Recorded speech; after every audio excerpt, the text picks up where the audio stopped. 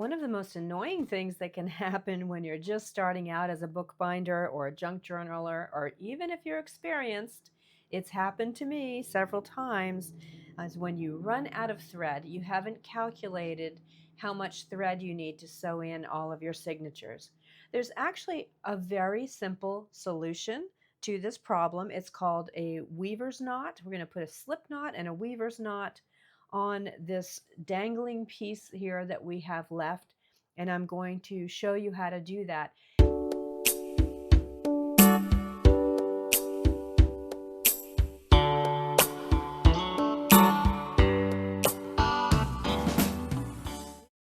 So the first thing you want to do is you want to make sure that your dangling thread is on the inside of your signature. We're going to be tying a knot on this, and so you don't want that showing on your spine. You want it on the inside. So come out one of the holes where you're going to be coming through the inside anyway, and make sure it's on the inside of your signature. You only need about an inch. So do what you need to do to get a little piece, at least an inch, on the inside of one of your signatures. Then calculate how much thread you need to add.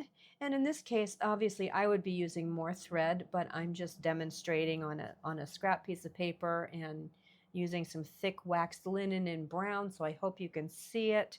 But you would thread a needle and put on however much thread you believe you need, and you just do that by measuring the height times the number of signatures you have left. So after you have threaded your needle, you want to grasp the end of the thread that doesn't contain the needle about 3 inches up from the end.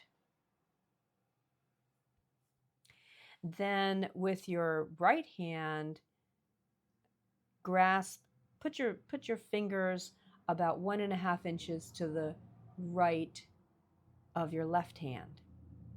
Then you're going to take this dangling thread here and put it in between your two hands, and you see how we have formed a loop. So now I'm going to grab that loop. Okay, so holding this loop with my right hand, I'm going to adjust it with my left hand and tug on it just to make it about half the diameter of a pencil.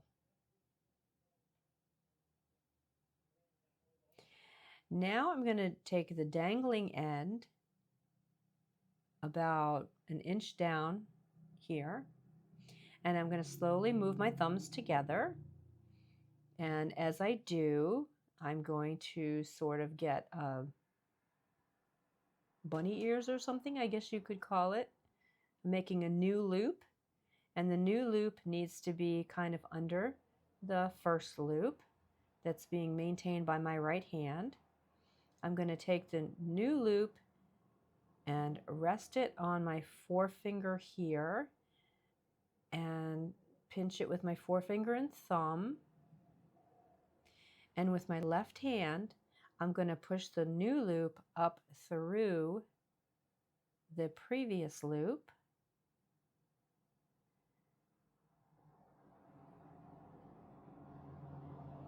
And I'm going to slowly pull my hands apart.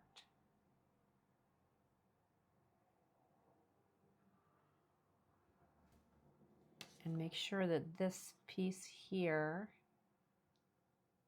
okay, so tug on it until you have a knot here, almost like a hangman's noose.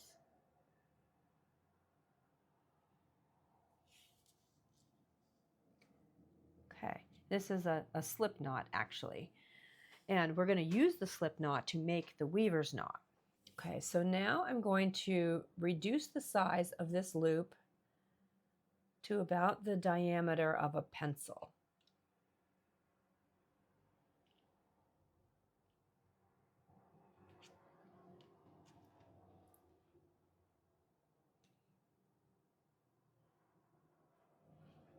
Okay. And now you're going to bring the slip knot over to your section here where you have this dangling thread. And it's better to have this in the middle section if you can, but it doesn't always work out that way.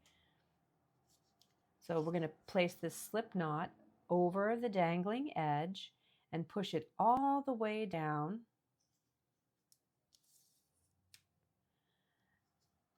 to your page. Otherwise, if you keep sewing, you might end up pulling the weaver's knot through the next sewing station.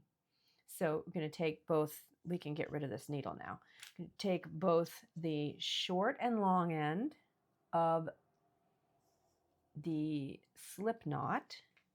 So this is my extra thread that's coming through my signature, and this is my slip knot. And I'm going to pull on both of these and tighten it around and make sure that it doesn't slide up when you're tightening it. Okay. And now we have an extra piece of thread, and you can just clip these off.